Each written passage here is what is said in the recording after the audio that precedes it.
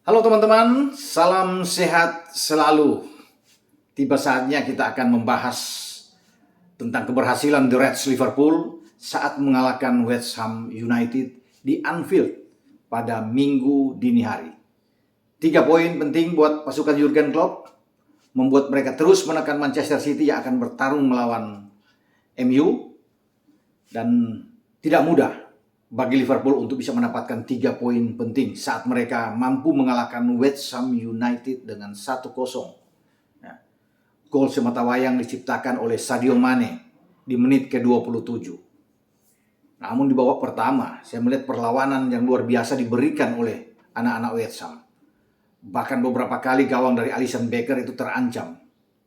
Mereka bermain berani, memang lebih bertahan, tetapi counter attack luar biasa ya dimainkan oleh tim asuhan David Moyes ini. Nah, saya coba melihat pertama dengan apa yang ditampilkan oleh Moyes. Mengejutkan buat saya karena saya memperkirakan Moyes ini akan main tetap dengan 4 back, 2 gelandang yang lebih ke dalam untuk double pivot mereka, 3 di gelandang di lini serang untuk membantu Michael Antonio di depan. Artinya ini dengan pola kebiasaan mereka yang disukai, yang selama ini ditampilkan oleh Moyes. Pola 4-2-3-1 ini juga yang memenangkan mereka saat mengalahkan Liverpool. Ya. Pertama kali Liverpool tumbang di London pada musim ini. Tetapi dalam pertandingan di Anfield, Moyes itu mengubah ya dengan 3 pemain belakang, kemudian menumpuk ada 5 pemain di tengah dan 2. Jadi artinya dengan 3-5-2 yang dimainkan. Dasarnya memang kuat ya, karena memang di tengah harus dimainkan pemain yang punya permainan yang kuat dalam menyerang dan bertahan. Menumpuk ini oke untuk membendung gelandang Liverpool yang sangat baik dengan Hendo, Fabinho dan Naby Keita yang ditampilkan lebih dulu oleh Jurgen Klopp. Karena Liverpool itu kan walaupun dengan 3 gelandang mereka itu aktif antara Robo dan Trent ini banyak membantu serangan. Sehingga ini memang perlu untuk dihentikan di sini di tengah sebelum masuk lebih jauh ke dalam. Ya. Salah dan Luis Diaz yang ada di depan ini menjadi kontrol dari 3 back ya. Termasuk dengan Mane juga ya. 3 back dari West Ham, Dawson, Zoma dan Cresswell yang ditarik lebih ke dalam, berdiri di depan Fabianski. Nah, 5 gelandang ini kuat di babak pertama itu dengan mendorong Vlasic. Tidak adanya Declan Rice ya, gelandang bertahan yang baik sekali yang banyak diincar oleh klub-klub besar di Inggris. Ya. Saya memperkirakan memang agak sedikit goyah bagi West Ham, tapi ternyata mereka kuat. Ya. Makanya ada perubahan yang saya lihat dari Moyes, tidak bermain dengan 4-2-3-1, kembali bermain dengan 5 gelandangnya ini. Vlasic di kiri dan Johnson yang didorong lebih ke depan. Ini dengan upaya untuk membendung laju dari Robo dan juga menahan gerakan dari Luis Diaz. Sementara Vlasic juga mengontrol pergerakan dari Trent tentunya karena di sana juga ada Mo Salah.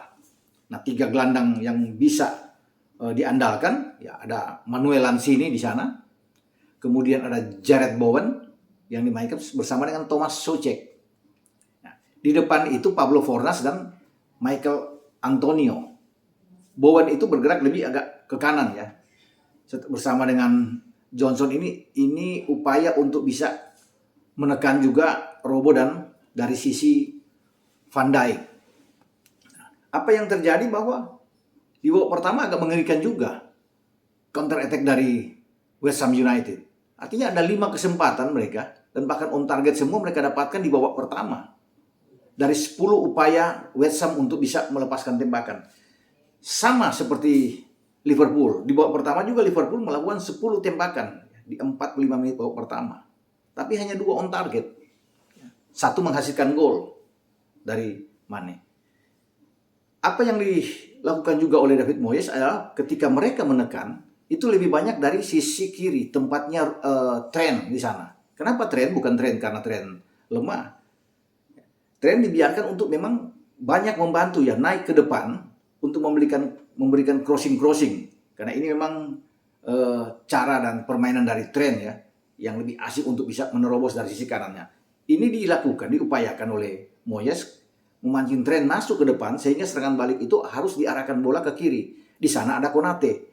Lebih mudah bagi Antonio untuk masuk dari sisi Konate ini. Dan ada 2-3 kali bagaimana pergerakan yang cepat manuver dilakukan oleh Antonio. Bekerja sama juga dengan Vlasic yang bisa memberikan umpan.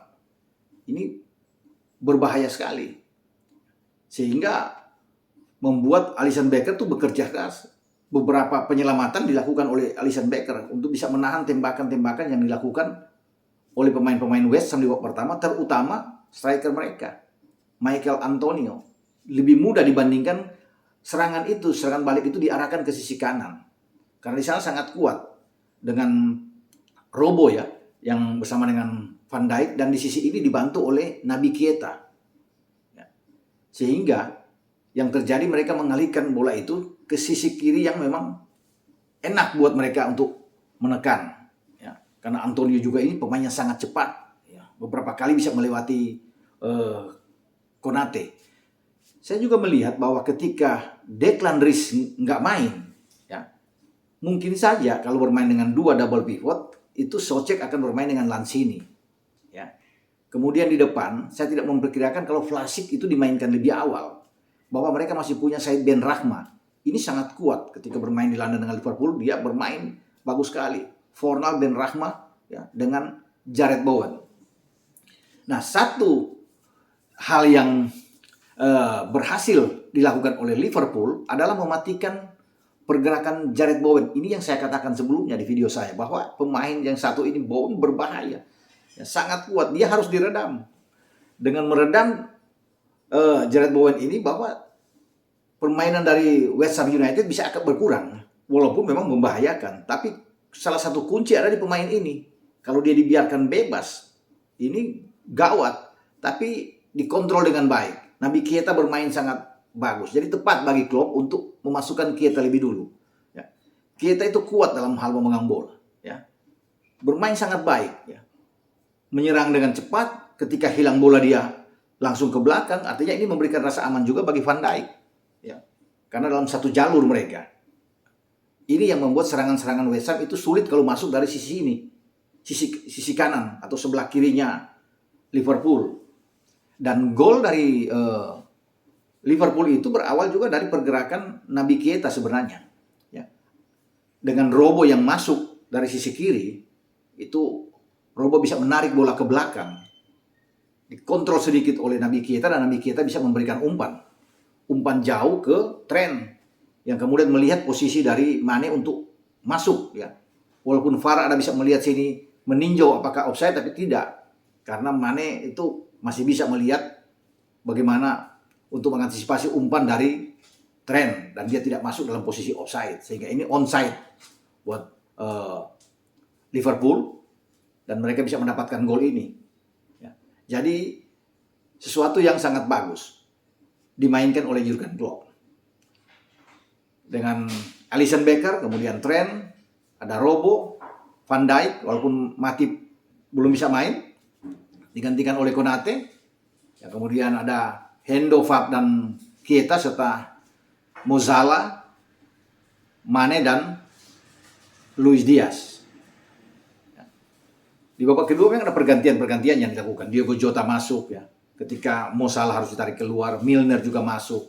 Di saat Keita juga ditarik keluar, Curtis Jones juga dimainkan. Di saat Luis Diaz ditarik keluar. Tapi memang sekali lagi tidak gampang bagi Liverpool. Perlu perjuangan. Dan itu sudah tahu bagi Jurgen Klopp. Ini West Ham tidak main-main.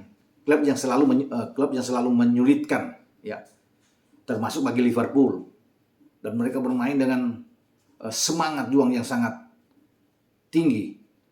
Tapi untuk memang Liverpool karena bermain di kandang, didukung oleh supporter mereka dan bermain bisa mengontrol lawan dengan ball possession yang oke ya, mencapai 68 atau 69% mereka menguasai permainan bola ya, dengan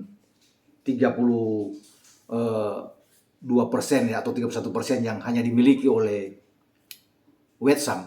Memang pantas Liverpool untuk bisa memenangkan. Tetapi kalau saya bisa melihat bahwa perlawanan sengit diberikan oleh West Ham. walaupun mereka hanya memiliki 13 tembakan, tapi dia cukup melepaskan 13 tembakan di Anfield. Ini oke dengan sama-sama 5 on target, karena Liverpool juga tidak lebih dari 5. Liverpool hanya menerima 5 on target. Hanya satu menghasilkan gol, sama seperti on target dari West Ham. Memang Liverpool bisa melepaskan 22 tembakan.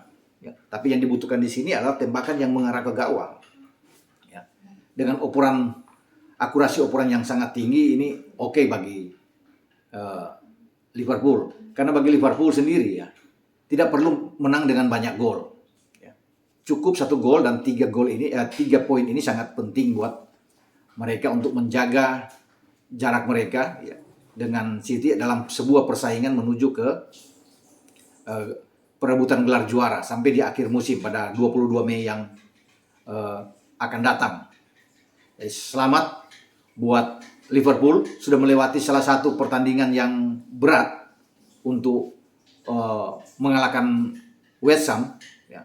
Dan bagi Liverpool ini enak di saat mereka bisa mendapatkan 3 poin, sangat lega di samping mereka untuk menghadapi pertandingan leg kedua ya, di UCL babak 16 besar menghadapi Inter Milan di Anfield pada tengah pekan yang akan datang.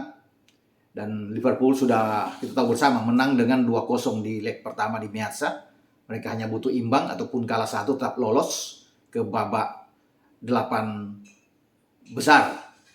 Sampai di sini pembahasan saya dengan review kemenangan Liverpool atas West Ham. Sudah terjadi pembalasan ketika mereka kalah di London dan mereka balas di Anfield, dan memang kelihatan sekali bahwa ketika West Ham datang selalu ke Anfield, mereka tidak berdaya, sulit untuk bisa memenangkan pertandingan menghadapi Liverpool. Tapi dengan catatan mereka sudah memberikan perlawanan yang berarti dan banyak mengancam gawang Alisson. Oke, sampai kita jumpa dalam pembahasan Liverpool selanjutnya. Ciao.